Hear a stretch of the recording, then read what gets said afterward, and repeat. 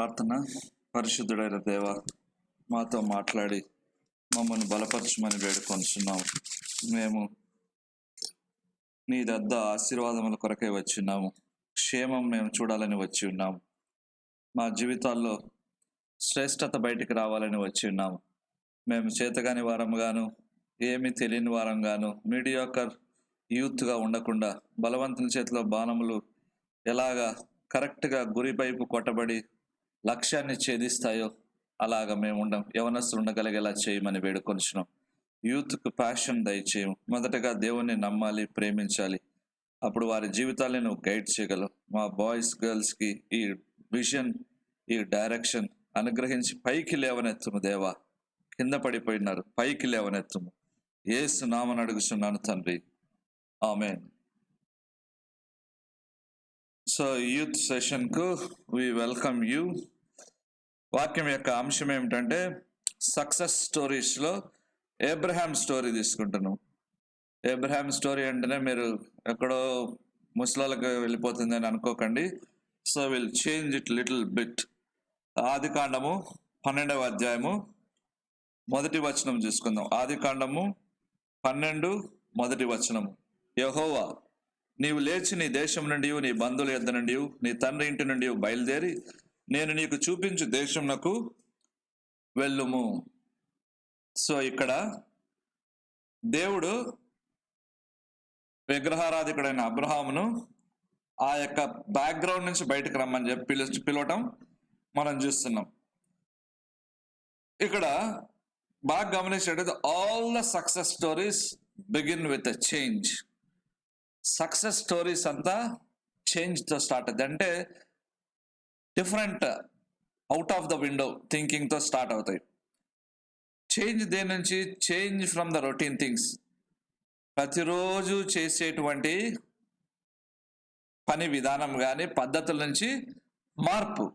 అంతేకాకుండా ఆ చేంజెస్ దేంట్లో ఉండాలి? థింకింగ్లో ఉండవచ్చు, డెసిషన్ మేకింగ్లో ఉండవచ్చు, యాక్షన్స్లో ఉండవచ్చు. ఈ థింకింగ్ చాలా ఇంపార్టెంట్. ఎందుకంటే you have to think out of the box. ఇలాగే ఎందుకు వెళ్ళాలి, ఇలాగెందుకు వెళ్ళకూడదు అనేటువంటి ఆలోచన విధానంతో పాటు ఎఫర్ట్ ఉండాలి, పర్స్యూరెన్స్ ఉండాలి. సో చేంజ్ అంటే ఏమిట్రా అంటే చేంజ్ దాంట్లో ఏమి ఇన్వాల్వ్ అవుతుందంటే moving out of a comfort and security of present position. Moving out of a comfort and security of a present position అంటే ప్రస్తుతం ఉన్నటువంటి పరిస్థితుల్లో ఉన్నటువంటి సౌఖ్యము తర్వాత భద్రత నుంచి బయటకు దూకడమే. మార్పు అంటే ఇది ఇమిడి ఉందన్నమాట. ఒక ఫన్నీ ఇల్లస్ట్రేషన్ ఒకటి ఉంది. ఏంటంటే ఒకసారి టెన్నెసీ అమెరికన్ ప్రాంతంలో ఒక ముస్లాన్ ఏం చేశాడు, సిటీకి వచ్చాడు. వచ్చి పెద్ద ప్రముఖమైన పట్టణానికి వచ్చి వాళ్ళ కుమారుడు ఉంటే అక్కడ ఒక మాల్లో నిలబడ్డాడు.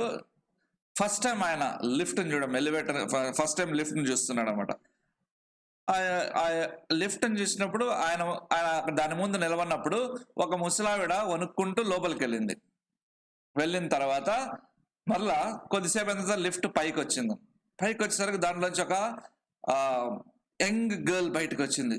అరే, పోయేటప్పుడు చాలా ముసలిది పోయింది, వచ్చేటప్పుడు ఇంత చక్కని అమ్మాయి, అందంగా ఉంది, ఎంత ఆరోగ్యంగా ఉంది అనుకుని, రై మీ అమ్మని కూడా పిలుచుకోవాలా అన్నాడు వాళ్ళు. అంటే ఆ ముసలోడు చేంజ్ అంటే ఏమనుకున్నాడంటే ఈ లిఫ్ట్లోకి ముసలోళ్ళు పోతే బయటకు వచ్చేసరికి యవనస్తులుగా వస్తారని. సో చేంజ్ అనేది అలాంటిది కాదు మనం అనుకుంటున్నటువంటిది. సో అబ్రహాము జీవితంలో ఏమి మార్పు అనేది కలిగింది? ఆ మార్పు ఆయన స్కెడ్యూల్ని కానీ ఆయన యాక్టివిటీస్ని కానీ చేంజ్ చేసేది కాదనమాట. స్కెడ్యూల్ని కానీ యాక్టివిటీస్ని చేంజ్ చేయలేదు. మరి ఏం చేసింది? Complete U turn. ఎవరినో పూజించేవాడు ఇప్పుడు యెహోవా ఆరాధించడానికి పిలువబడ్డాడు. దేని మీద నమ్మకం పెట్టాడు, ఇప్పుడు దేవుని మీద నమ్మకం పెట్టడానికి పిలువబడ్డాడు. నెక్స్ట్ చాలా ఇంపార్టెంట్ అంటే he moved from familiar to the unfamiliar. ఈ moved from familiar to the unfamiliar. అంటే నువ్వు సపోజ్ నువ్వు ఈ ఊర్లో ఉన్నావు, చక్కగా మీ నాన్న అన్ని సమకూరుస్తాడు. సడన్ గా నువ్వు ఒక నార్త్ ఇండియాకో, ఒక అమెరికాకో, ఒక జర్మనీకో వెళ్ళిపోతావు. You are moving from the familiar to the unfamiliar. భాష డిఫరెంట్, వాళ్ళ యాక్సెంట్ డిఫరెంట్, వాళ్ళ కల్చర్ డిఫరెంట్, వాళ్ళ యొక్క జీవిత విధానము ఆ స్పీడ్ డిఫరెంట్. అక్కడ మన మాదిరి వంట చేయడానికి ఒకరు, ఇల్లు ఉడ్చడానికి ఒకరు ఉండరు, ఎవడి పని వాడే చేసుకోవాల్సి వస్తుంది. So it is from moving from the familiar to the unfamiliar. అదే చేయమన్నాడు అబ్రహాం జీవితంలో. ఎందుకు చేంజ్ అనేది difficult? Newton's first law of motion, science students, everything continues to be in a state of rest unless it is compelled by the forces. Everything continues to be in a state of rest unless it is pushed by some force. ఏదైనా ఒక దాన్ని move ఎప్పుడవుతుంది? ఏదైనా ఒక దాని మీద ఒక force apply చేసినప్పుడు, అంతవరకు అది అలాగే ఉంటుంది. అందుకే జార్జ్ విట్విల్ అనేటువంటి భక్తుడు, జాన్ వెస్లీ అనే భక్తుడు ఏమన్నాడంటే, తుప్పు పట్టడం కంటే అరిగిపోవటం మేలని. తుప్పు పట్టడం కంటే అరిగిపోవడం. తుప్పు ఎప్పుడు పడుతుంది? ఒక ఇనుమున, ఒక స్టీల్ మెటల్ ని అలా ఒక మూలను పడేసి వాడకుండా ఉంటే కొన్ని రోజులకు అది తుప్పు పట్టి అది పాడైపోతుంది. సో అలాగా ఒక మూల కూర్చొని ఈ ఊరే బాగుంది, ఇదే బాగుంది, ఈ ఉద్యోగమే బాగుంది, ఈ స్టడీసే బాగున్నాయి అంటే, ఇంకా హయ్యర్ స్టడీస్ పోవడానికి ఒక రిస్క్ తీసుకునేటువంటి మెంటాలిటీ లేనప్పుడు తుప్పు పడతాం. బయటికి వెళ్ళి రెసిస్టెన్స్ ఫేస్ చేసినప్పుడు, పరిస్థితులను ఫేస్ చేసినప్పుడు, పరిస్థితుల్ని ఎదురించడానికి నేర్చుకున్నప్పుడు అరిగిపోవడం, స్ట్రెంత్ అనేది పోతుంటది. కానీ తుప్పు పట్టడం కంటే అరిగిపోవడం మేలు అనమాట. సో ఇక్కడ అబ్రహాముకు first law of motion, Newton's first law of motion ప్రకారం అబ్రహాం ఒక state of rest, comfort rest, security stage లో ఉన్నప్పుడు దేవుడు ఒక ఫోర్స్ గా పుష్ చేశాడు అనమాట. కమ్అవుట్ అన్నాడు. So first law of motion అక్కడ అప్లై అయింది అనమాట. సో ఎందుకు? God was preparing for a change. మారాలి. రక్షణ విషయంగా నేను మాట్లాడుతుంది. రక్షణ పొందిన తర్వాత, లేక నువ్వు రక్షణ పొందకున్న బేసిక్ థింగ్ ఈజ్ సాల్వేషన్. దాని పక్కన పెడదు, అది అందరికి తెలుసు. సో ఇవన్నీ చేసిన తర్వాత నీ లైఫ్ లో నువ్వు పైకి రావాలంటే you need to have a change. ఎందుకు చేంజ్ డిఫికల్ట్ అంటే, బికాస్ కంఫర్ట్ని, సెక్యూరిటీని వదలాలి. పొద్దున్న లేస్తేనే ఈనాడు పేపర్ దొరుకుతుంది. అయ్యో, ఈ నార్త్ ఇండియాలో ఈనాడు పేపర్ దొరకదు. ఒకరు నాతో అని అన్నారు, ఈ కర్ణాటకలో ఇంటి పక్కన ఈనాడు పేపరే దొరకడం లేదు. కంఫర్ట్ అండ్ సెక్యూరిటీ ఒకప్పుడు మాట, ఇప్పుడు మొబైల్ ఇవన్నీ దొరుకుతున్నాయి. ఒక 20 years బ్యాక్, 30 years బ్యాక్ మాట చెప్తున్నాను. సో కంఫర్ట్ నుండి, సెక్యూరిటీ నుంచి బయటికి రావటమే చేంజ్. అందుకే చేంజ్ ఈజ్ వెరీ డిఫికల్ట్. ఎందుకు ఎక్కువ మంది మన పిల్లలు, క్రిస్టియన్ బాయ్స్, యూత్ అనుకున్న రీతిగా ఉన్నతమైన స్థాయికి వెళ్ళలేకపోతున్నారు? They don't like change. మారడం ఇష్టం ఉండదు. 10 గంటలకు చర్చి ఆరాధన అంటే అమ్మ హ్యాపీగా నిద్రపోయి లేచి వచ్చి టిఫిన్ చేసి 5 o'clock అంటేనే they don't like the change. ఎందుకు? ఆ change involves that change involves forsaking comfort and laziness. ఉదయాన్నే 5కు చర్చిగా ఆరాధించాలంటే 4కు లేయాలి. Some effort you have to put into that. So we don't like it. మాకు అన్ని సరిగ్గా జరగాలి, మాకు అన్ని బెడ్ దగ్గర రావాలి, మేమంతా కంఫర్టబుల్గా ఉండాలి, బయటకు వస్తేనే బైక్ ఉండాలి, బైక్ లేకపోతే వెళ్ళలేము. సో మనం చేంజ్ని ఇష్టపడం కాబట్టి మన ఉన్నత పొజిషన్లోకి మనం లేము. మనం అంతా ఎక్కడున్నాము మీకే తెలుసు. మీరు అంతా ఎక్కడున్నారు?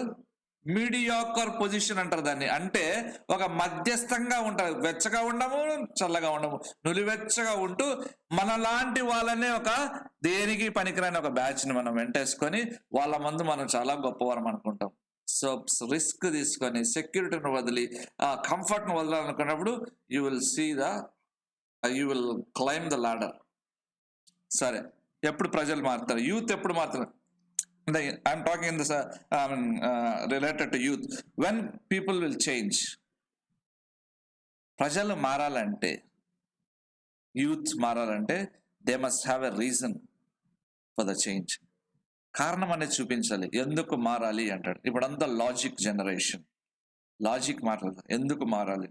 ఒకరిని అడిగా, ఊరికే పడుకున్నా కదా, లేచి యాక్టివ్ ఉండొచ్చు కదంటే, పనేమి లేదని పడుకున్నా అంతే తప్ప నేను సోమరోని కాదు అంటాడు. పని ఏమీ లేదు కాబట్టి పడుకున్నా. నేను సోమవారం ఎట్లా అంటే పని చూపి టక్కుని ప్లేస్ చేస్తాను కాదు, అది హ్యాబిట్ గా ఫామ్ అయిపోతుంది. పని ఉన్నా లేకున్నా నీ టైంకి నువ్వు స్టిక్ అవుతున్నావు అంటే నీ బాడీ మైండ్ అనేటువంటిది కంప్లీట్ గా స్కెడ్యూల్ కి ఫిక్స్ అయిపోతుంది. సో లాజిక్ మాట్లాడే జనరేషన్ కాబట్టి ప్రజలు ఎప్పుడు మారుతారంటే we must show them a reason first.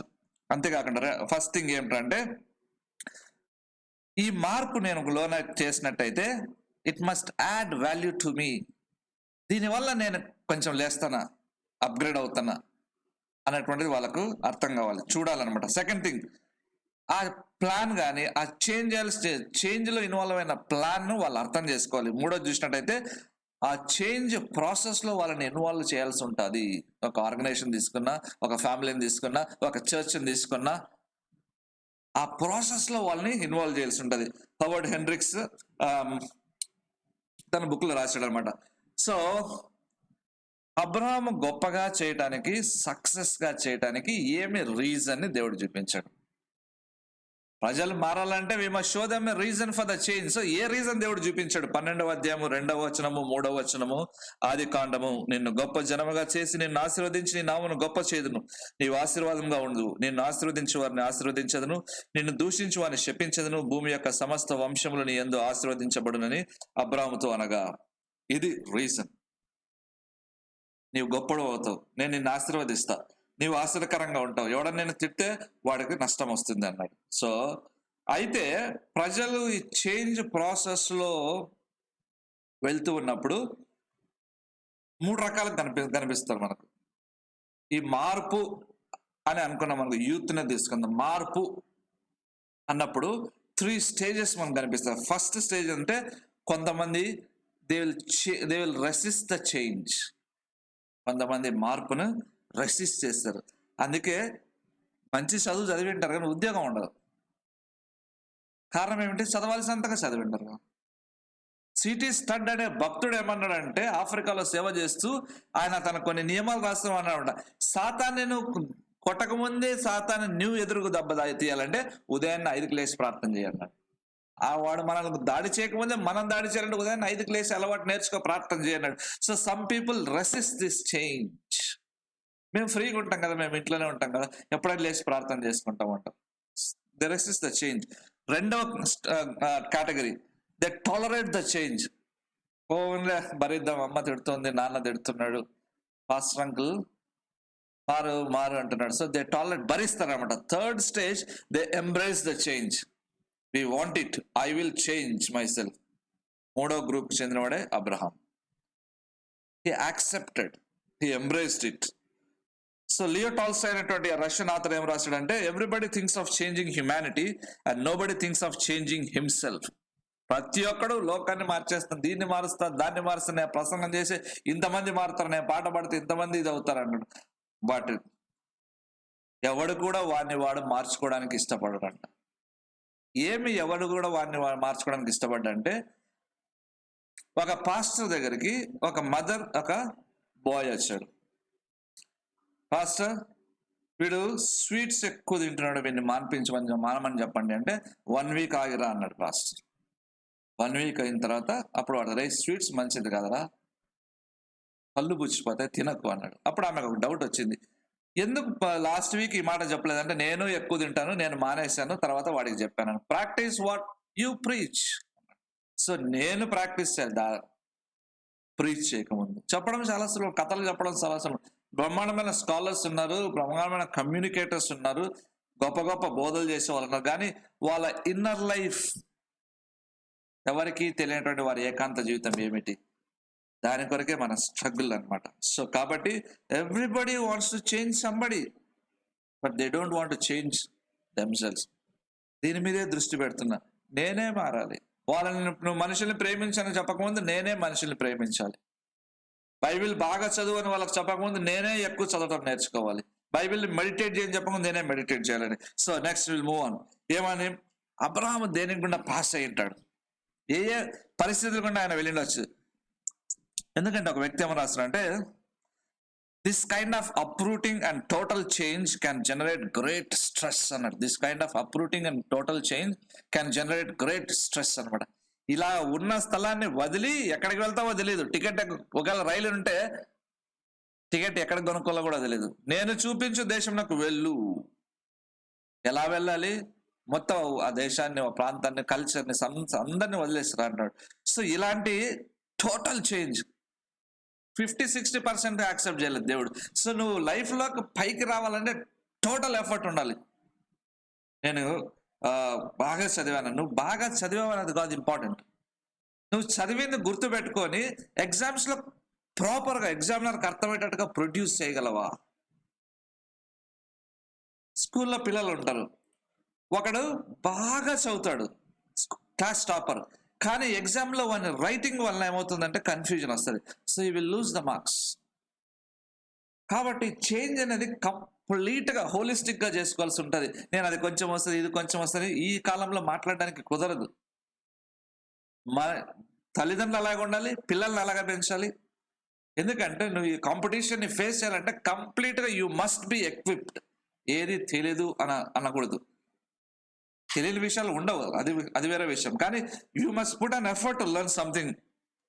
So కాబట్టి అంతేకాకుండా అబ్రాహాం దేనికంటే పాస్ అయింటాడంటే ఇలాంటి పరిస్థితులు ఎలాగుంటాయంటే థ్రెటనింగ్గా ఉంటాయి. అంటే ఎక్కడికి వెళ్ళమంటున్నాడు? భార్యలను వేసుకొని వాళ్ళందరూ వేసుకొని పోతే ఇలాగ పరిస్థితులు ఫేస్ చేయాలో భయం గొల్పే స్కేరీ సిచ్యువేషన్స్ అండ్ డిఫికల్ట్. ఇంత ప్రాసెస్ గుండా లేక ఇలాంటి టర్మాయిల్ ఉంటుంది ఆయన మైండ్లో. ఇంతగా కన్ఫ్యూజను, భయము, గందరగోళము, డైరెక్షన్లెస్, ఒకటే డైరెక్షన్. ఆయనకు జీపీఎస్ ఎవరంటే దేవుడు. నేను చూపించాల్సి వెళ్ళి ఉంటున్నాడు, ఎక్కడికి చూపిస్తాడో తెలియదు. You start. ఇక్కడ ఇంపార్టెంట్ థింగ్ యూత్ నేర్చుకోవాల్సింది, నువ్వు చేంజ్ ప్రాసెస్ బిగిన్ చేస్తున్నప్పుడు don't look at the product, you look at the process. Leadership Bible, NIV leadership Bible చెప్తాడు, you look at the process, you don't look at the product. అంటే చివరిగా నేను ఎలాగా తయారవుతాను అంటే what is the outcome of this, అది కాదు. Process, ఈ ప్రక్రియ చాలా important. Christian life is a process. అంటే నేను ఏమవుతాను అనేది మనకు అనవసరం, ఖచ్చితంగా క్రీస్తుని పోలే నడుచుకుంటాం. బట్ ప్రాసెస్ అంటే ప్రతిదినము మనం పరిశుద్ధపరచబడడానికి అవసరమైనటువంటి పరిస్థితులు కల్పించబడుతున్నాయి. So you go through the process, you follow the process, don't look at the product అనమాట. సో థ్రెటనింగ్గా, స్కేరీగా, డిఫికల్ట్గా ఉన్నా కూడా ఒకటే ఒక జీపీఎస్ని ఫాలో అవుతుండే. ఏమిట్రా అంటే యెహోవా, నేను చూపిస్తాను, ఆ దేశానికి వెళ్ళు. సో కాబట్టి స్టార్ట్ అంటున్నాడు. నువ్వు పైకి రావడానికి ఒక small step is essential. Just ఒక అడుగు ముందుకి. Start with a small thing. ఉదయం 5కి లేవలేకపోతే అట్లీస్ట్ 6కి లేయటం అలవాటు చేసుకో. వారం 10 రోజుల తర్వాత 5:30కి లేయటం అలవాటు చేసుకో. ఇంకొక నెల తర్వాత 5కి లేయటం అలవాటు చేసుకో. అదే కంటిన్యూ చేయి. నీ బాడీ, నీ మైండ్ ఏమవుతుందంటే 5 గంటలకు లేవాలి అనేటువంటి సిగ్నల్స్కి అది ప్రిపేర్ అయి ఉంటుంది, ఆటోమేటిక్గా నిన్ను లేపుతుంది. So it all starts with 1 step. ఏమిట్రా అంటే మేకింగ్ అప్ యువర్ మైండ్. బిగినింగ్లో కష్టంగా ఉంటుంది, ఇబ్బందిగా ఉంటుంది, శరీరం సహకరించదు, మనసు సహకరించదు. లేటుగా పడుకున్నా 1 గంట ఎందుకు పడుకునేసరికి 5కి ఎందుకు లేవాలని. No excuses. ఇంత కాంపిటీషన్ ఉన్నటువంటి ప్రపంచంలో ఎక్స్క్యూజ్ని ఎవరు యాక్సెప్ట్ చేయరు. మా ఫ్రెండ్ మిలిటరీలో ఉన్నప్పుడు ఒక మాట అనేవాడు, షేవింగ్ చేసుకోకుండా ఏం చేస్తారు మీ వాళ్ళు అంటే ఇటుక పిల్ల తీసుకొని గడ్డని ఇట్లా గీకి పడేస్తాడంట వాళ్ళ లీడర్. ఎక్స్క్యూజే లేదు, సాకులే లేవని చెప్తున్నాడు మిలిటరీలో. ఇట్లా ఎలా ఉంటుంది, ఇట్లా పెట్టి లాగేస్తే చీరుకుపోతుంది. సో మనం జీవితంలో పైకి రావాలంటే, దేవునికి ఇష్టలుగా జీవించాలంటే సాకులు చెప్పడం నేర్చుకోకండి. అది అలవాటుగా అయిపోతుంది. అది హ్యాబిట్గా అయిందంటే దాన్ని బ్రేక్ చేయలేం. హ్యాబిట్ యొక్క నెక్స్ట్ స్టేజ్ ఏమిటంటే స్ట్రాంగ్ హోల్డ్ అంటారు దాన్ని. అంటే ఒక దుర్గం, కదిలించలేనంత బలమైన హ్యాబిట్. అందుకే చాలా మంది యూత్ ఏం చేస్తారంటే నిద్రపోవడానికి ఎక్కువ ఎందుకు అలవాటు పడ్డారంటే అది హ్యాబిట్ నుంచి అది స్ట్రాంగ్ హోల్డ్ అయింది. నిద్రను జయించడం కష్టం, తెలియదు వాళ్ళకి. అది స్ట్రాంగ్ హోల్డ్ అయినట్టు తెలియదు. ఎప్పుడు తెలుస్తుంది? ఇక దాన్ని బీట్ చేయలేవు నువ్వు. That shows you are a slave to that. కాబట్టి అలౌ చేయొద్దు. Change is always difficult, but change can come. ఎందుకు అబ్రాహాంలో మార్పు కోరుకున్నాడు? Change and innovation are integral are components of both biological and spiritual growth అంట. మార్పు అలాగే కొత్తదనం కనిపెట్టడం. Change and innovation are integral components of biological and spiritual growth. నీ ఆత్మ సంబంధం కానీ, లోకరీతిగా లేక శరీరరీతిగా, ఎనీథింగ్ ఎల్స్, మా గ్రోత్ అన్నది కావాలి అంటే దానికి అవసరమైంది చేంజ్, ఇన్నోవేషన్. అవి ఉన్నప్పుడు దానికి సపరేట్ చేయలేవు. నువ్వు మార్పు వస్తుంది, నేను మార్చుకోవడానికి ఇష్టపడుతున్నా అంటే you are heading for something new, you are heading for something, అంటే రొటీన్ నుంచి బయటకు వచ్చేస్తున్నావు. రైట్ బ్రదర్స్ మనిషి ఎగరగలడు అన్నప్పుడు ఎగతాళి చేశారు. They proved it, out of the box thinking, they proved it. సాధ్యం చేస్తారు. కాబట్టి చూడండి, change and innovation are integral components of growth. అంతేకాకుండా without change growth is impossible. భక్తిలో ఎదగని వ్యక్తిని, చదువుల్లో రాణించిన వ్యక్తిని, బైబిల్ని ఎక్కువగా చదివి నేర్చుకున్నటువంటి వ్యక్తిని, వీళ్ళలో గ్రోత్ కనిపిస్తుంది. అంటే బైబిల్ ఎక్కువ చదవలేనాడు, బైబిల్ కోట్ చేసి ప్రార్థన చేయలేడు, చదువులో సరిగ్గా రాణించలేనాడు, ఇంటర్వ్యూస్ లో ధైర్యంగా ఫేస్ చేయలేడు, బాడీని ఫిజికల్ గా ఫిట్ గా పెట్టుకోవడానికి ఇష్టపడని వాడు బాడీలో హెల్త్ ని ఎంజాయ్ చేయలేడు. So there is no growth without change, impossible అని రాశాడు ఒక ఆథర్. ఇవన్నీ మన క్రిస్టియన్ బాయ్స్కి తెలియక వేస్ట్ చేసుకొని 30లకు వచ్చేసరికి షుగర్లు తెచ్చుకుంటున్నాం, 40లకు వచ్చేసరికి ఇంకొక రోగం వస్తుంది, 50 ఎంటర్ అయ్యే లోపల కీళ్ళ నొప్పులు వస్తాయి. Reason, they don't want to change. Karl Benz, German scientist, Mercedes Benz innovator, inventor, ఆయన కార్ను కనిపెట్టాడు, మర్సిడెస్ బెంజ్ అని పేరు పెట్టాడు, దాన్ని రన్ చేశాడు వీధుల్లో. ఆ అరుపుకి, ఆ శబ్దానికి, ఏం చేసే స్పీడ్కి ప్రజలంతా విసిగిపోయి కంప్లైంట్ చేసేసారు, పిల్లలు భయపడుతున్నారు, అంతా ఇది అవుతుంది అంటే ఆయన ఏం చేశారు, ఒక ఆర్డర్, లా పాస్ చేసేసారు. ఆ సిటీలో నువ్వు నడిపితే 3.5 miles per hour నడపాలంట, సిటీ బయటకు పోతే 7 miles per hour నడపాలంట. బెంజ్ ఇట్లా అనిపించింది, గుర్రం కంటే వేగంగా నేను నా కార్ని డ్రైవ్ చేయకపోతే ఎప్పటికీ నేను గెలవను అనుకున్నాడు. సో ఆ ఊరి మేయర్ని ఇన్వైట్ చేసి ఒక గుర్రం బగ్గినాన్ని, అంటే మిల్క్ వ్యాన్ అన్నమాట, దానికి గుర్రాన్ని పెట్టేసి నేను నా పక్కన నాకంటే స్పీడ్గా వెళ్ళరా అని చెప్పాడు. మేయర్ని కార్లో కూర్చోబెట్టి స్లోగా పోతుంటే ఈ గుర్రం బగ్గి ఓవర్టేక్ చేసిపోయిందంట. మేయర్ కోపం వచ్చింది, కమాన్ మ్యాన్ డ్రైవ్ అన్నాడంట. లేదు సార్, నాకు లా ఇంపోజ్ చేస్తారు, 3.5 miles per hour కంటే నేను ఎక్కువ స్పీడ్ నడపకూడదు అనంట. ఈజ్ ఇట్ అని వెళ్ళిపోయి లా మార్చిపడేస్తాడు. మర్సిడెస్ బెంజ్ ఇప్పుడు ద వరల్డ్స్ బెస్ట్ కార్. భారతదేశంలో ట్రైన్ వేస్తారు బ్రిటిషర్స్, ఏ ఉద్దేశం వేస్తే మనకు అనవసరం. ఆ ట్రైన్ని చూసి మనం దాని గురించి తినేటువంటి ఇండియన్స్ మనల్ని ఏమనుకున్నారంటే, వీళ్ళు భారతదేశాన్ని ఆ ట్రైన్కి తగిలిచ్చి బ్రిటిష్కి లాక్కొని వెళ్ళిపోతారు అని. Resisted the change. టెలిఫోన్ కనిపెట్టినప్పుడు దాన్ని అంగీకరించడానికి, మాట్లాడడానికి భయపడ్డారంట. So they resisted the change. So అలాంటి వాళ్ళు ఉంటారన్నమాట. సో కాబట్టి without change growth is impossible. ఏ ఏరియాలో కూడా నువ్వు ఎదగలేవు. ఇతరుల ముందు పోయినప్పుడు నీకు అవమానం అవుతుంది, వాళ్ళ కాంపిటెన్స్ ముందు నువ్వు వేస్ట్ అయిపోతావు. ఎందుకంటే you did not learn anything. రొటీన్తో నువ్వు అడ్జస్ట్ అయిపోయావు. తినడము, కొద్దిసేపు చదవడము, పడుకోవడము, వాట్సాప్ చూడడము, ఫేస్బుక్ చూడడము, మళ్ళీ భోజనం చేయడము, మళ్ళీ కొద్దిసేపు పడుకోవడము, మళ్ళీ కొద్ది చదవడం. You got this routine. So competition ఉన్న ప్లేస్లకు వెళ్ళినప్పుడు బేరమని అంటారు. ఎంఎన్సీస్లో ఇంటర్వ్యూకి పోయినప్పుడు బేరమని ఏడుస్తావు. అప్పుడు ఏడ్చి పాస్టర్ దగ్గరికి వచ్చి, అంకుల్ జాబ్ రాలేదంటే, పాప ఆయనకేం తెలుసు ఇవన్నీ, I will pray for you అంటాడు. ఏం కుదరదు అక్కడ, ఎంత ప్రార్థన చేసినా నథింగ్ జరగదు, అంతే. ఎందుకంటే విద్యార్థిగా దేవుడు నీకు ఒక బాధ్యత ఇచ్చినప్పుడు దానిని ఉల్లంఘించినావు కాబట్టి, నెరవేర్చలేదు కాబట్టి, you have to reap the consequences. సోమరాలను దేవుడు ఎందుకు ఎంటర్టైన్ చేస్తాడు? అలాగ చేస్తే ఇంకా సోమరులు అవుతారు. కాబట్టి without change growth is impossible. బాగా గుర్తుపెట్టుకోండి, అబ్రహామును గొప్ప వ్యక్తిగా చేయాలన్నప్పుడు దేవుడు చేంజ్ ప్రాసెస్ ని ఇన్వాల్వ్ చేస్తాడు అనమాట. ఏం ఆ ప్రాసెస్? ఆదికాండం 12:1, నీవు లేచి నీ దేశము, నీ బంధువులు, నీ తండ్రి ఇంటి నుంచి బయలుదేరి నేను నీకు చూపించి దేశానికి వెళ్ళుము అన్నాడు. అంటే land, family, inheritance, most significant elements in the ancient society.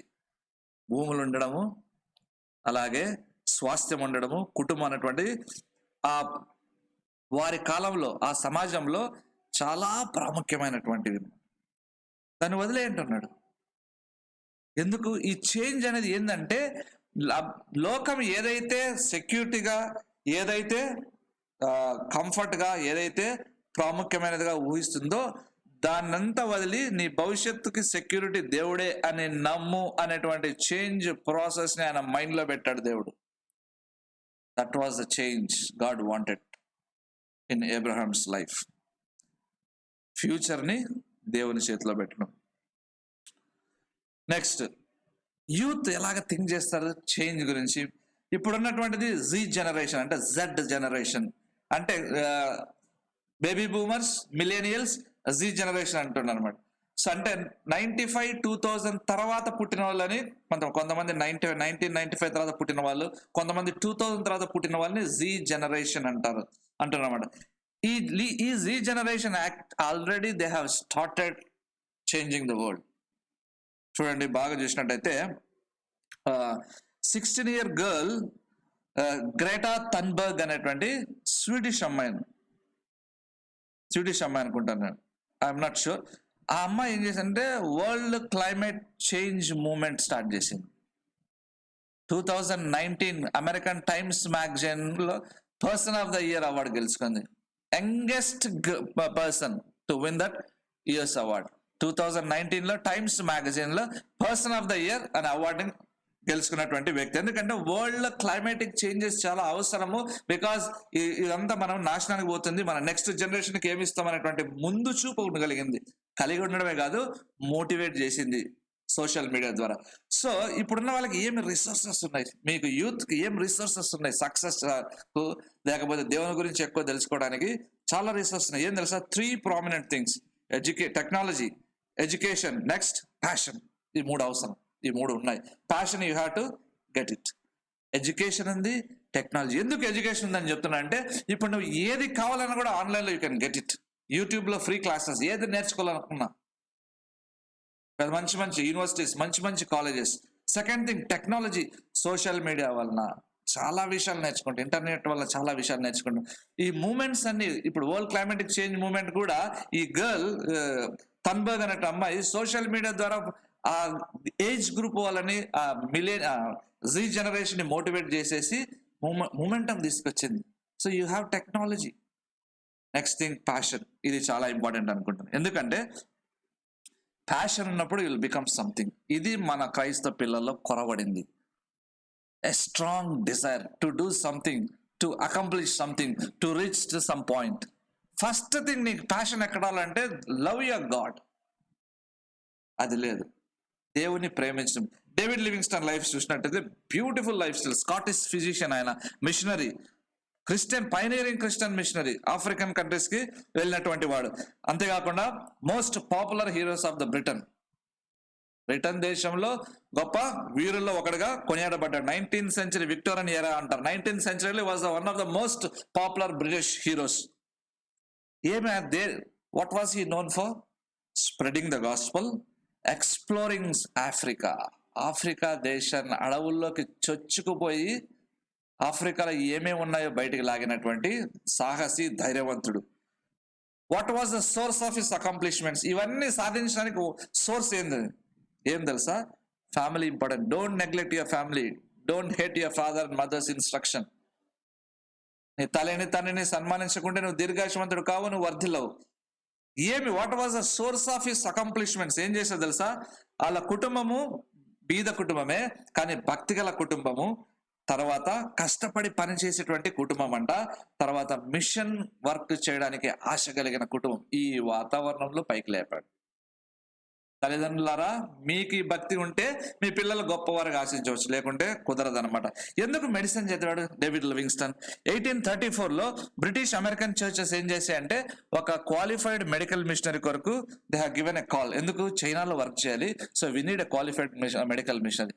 ఆ పిలుపుని అందుకని మెడిసిన్ చదవడం స్టార్ట్ చేశాడు. Passion, desire to do something for God. ఎక్కడుంది మన పిల్లల్లో? చదువులో రాణించడం లేదు, భక్తిలో రాణించడం లేదు. అసలు ఏం చేస్తున్నారు మీరు? నాకు అర్థం కదా. క్రిస్టియన్ బాయ్స్ అండ్ గర్ల్స్, బలవంతుల చేతిలో బాణముల వంటి వారైనా మీరు ఏమి చేస్తున్నారు? మీకు జ్ఞానం ఇచ్చినాడు, మీకు చదువు చదవడానికి అవకాశం ఇచ్చాడు, మీ తల్లిదండ్రులకు డబ్బు ఇచ్చాడు. ఇన్ని రిసోర్సెస్ వస్తే ఎందుకు మీకు గర్వం? అన్ని మీకు అమర్చినట్టున్నాయి కాబట్టి మీరు ఏం చేస్తున్నారు, అవసరమైన వాటి విషయాల్లో ప్రయారిటీస్ ఏదో తెలియక you are just missing the mark. చేతకాని వాడు కాదు నువ్వు, you can and you are. Problem ఏమిటంటే నీవు గోల్ సెట్ చేసుకోవడం లేదు, ప్యాషన్ అనేది కరువు అయిందనమాట. సో ఏం సాధించాడు ఆయన, ఏం సాధించంటే చాలా జంబేజీ నాయక ఫాల్స్ చూసిన దానికి విక్టోరియా ఫాల్స్ అని పేరు పెట్టాడు. అడవుల్లోకి చొచ్చుకుపోయి 1849 అనుకుంటాను లేక్ నగామి గామి లేక్ కనుక్కున్నాడు అనమాట. ఈ విధంగా చేసినందుకు రాయల్ జియోగ్రఫికల్ సొసైటీ వాళ్ళు ఆయన గోల్డ్ మెడల్ ఇచ్చారు. ఎందుకంటే ఆఫ్రికాని ఎక్స్ప్లోర్ చేసినటువంటి వ్యక్తి. భయపడతారు, పట్టు వదలనటువంటి వాడు, ఒంటరిగా ముందుకు పరిగెత్తినట్టు వాడు, ఆరోగ్యాన్ని లెక్క చేయలేదు, దేన్ని లెక్క చేయలేదు. భార్య వెనక్కి రాక ఆగిపోయి మరణిస్తుంది. కుమారుడు కూడా ఆయనకు తోడున్నాడు, వెళ్ళిపోయి అమెరికాలో ఆ టైంలో సివిల్ వార్ జరుగుతుంది, నార్త్ కు సౌత్ సివిల్ వార్ జరుగుతున్నప్పుడు నార్త్ కు సపోర్ట్ చేస్తూ కుమారుడు చనిపోతాడు. ఇవేవి ఆయన ఆపలేదు, చొచ్చుకుపోతూనే ఉన్నాడు ఆఫ్రికాలో. ఆయన చేసిన ఎక్స్ప్లోరేషన్, ఆయన రాసినటువంటి జర్నల్స్, బుక్స్ చాలా వైడ్ గా రికగ్నైజ్ చేయబడ్డాయి. అంతేకాకుండా వాటిని బేస్ చేసుకుని చాలా వరకు ఆఫ్రికాని వాళ్ళు పరిశోధించారు. బానిసల వ్యాపారాన్ని ఆయన బహుగా ఎదిరించాడు. డేవిడ్ లివింగ్స్టన్ ఒకసారి తిరిగి ఇంటికి వస్తున్నప్పుడు భార్య కిటికీలోంచి చూసి ఆయన గుర్తుపట్టలేకపోయిందంట. అంటే తనకున్న ప్యాషన్ ఏంటంటే ఆఫ్రికన్స్ కి డిగ్నిటీ ఇవ్వాలి, సువార్త అందించాలి, ఆఫ్రికాని పరిశోధించాలి, ప్రపంచానికి ఆఫ్రికాలో ఏముందో చూపించాలి. ఈ ప్యాషన్ తో ప్రాణము, కుటుంబము, ఆరోగ్యం దేన్ని లెక్క చేయలేదు. He was a change. ఇష్టపడ్డాడు. ఏం చేంజ్ అనేది, కంఫర్ట్ వదిలాడు, సెక్యూరిటీని వదిలాడు, స్టేటస్ కోని వదిలాడు, రొటీన్ నుంచి బయటకు వచ్చాడు. He became a top man. మరి నువ్వు అది చేస్తావా? అబ్రహాంకి డేవిడ్ లివింగ్స్టన్కి ఒక కామన్ థింగ్ ఉంది. ఏం చెప్పమంటారా? They both believed God. ఇద్దరు దేవుని నమ్మారు. అబ్రహాం యొక్క గొప్పతనం ఏమిటి? మార్పు స్టార్ట్ చేసినప్పుడు అబ్రాహాంకి ఏమవుతుందో తెలియదు. ఇప్పుడు మీరు ఇంటర్నెట్ ఉంది, వెళ్ళి యూదా జనాంగమైనటువంటి ఇస్రాయేల్ దేశాన్ని కానీ మీరు చూస్తే టెక్నాలజీలో వాళ్ళకు సాటి అయిన వాడు ఎవ్వడు లేడు. వెళ్ళండి, ఇంటర్నెట్ బ్రౌజ్ చేసుకోండి. Most competitive country, most competitive innovative country, దాన్ని బీట్ చేసేవాళ్ళు టెక్నాలజీలో. ప్రతిదీ వాళ్ళ దగ్గర నుంచే భయం వస్తుంది బయటికి. ఎందుకు? Abraham was ready for a change. Without change growth is impossible. Abraham believed in God. నువ్వు కూడా నమ్మితే you can become a success. ప్రార్థన చేసుకుందాం. తండ్రి, ఈ మాటలు దీవించు, ఘనతను పొందుమని వేడుకొంటున్నాం. మా పిల్లలు గొప్పవారుగా మారాలని ప్రార్థన చేస్తున్నాం. మొదటగా వారిని ప్రేమించాలి, తర్వాత తండ్రి వారి జీవితాలకు డైరెక్షన్ నువ్వు ఇస్తావు. ఈ యొక్క థాట్స్ మా వాళ్ళకు దయచేయము. ఇలాగ దేవుని వెతికితే వాళ్ళు తలగా ఉంటారనేటువంటి కాన్సెప్ట్స్ వాళ్ళలోకి స్ట్రాంగ్ గా వెళ్ళాలి ప్రభా. అది ఇంకా నమ్మలేకున్నారు. నీ దయ చూపవా మా బిడ్డల మీద. యేసు నామమున అడుగుచున్నాను తండ్రి, ఆమేన్. తండ్రి, కుమార, పరిశుద్ధాత్మ దేవుడి యొక్క అన్యోన్య సహవాసం ఈ యవనస్తులకు, యవనరాండ్రకు తోడుగాండి. నీకు ఇష్టమైన జీవితం జీవిస్తూ లోకానికి ఆశ్చర్యకరంగా ఉంటున్నట్లుగా వీరిని దీవించును గాక. ఆమేన్.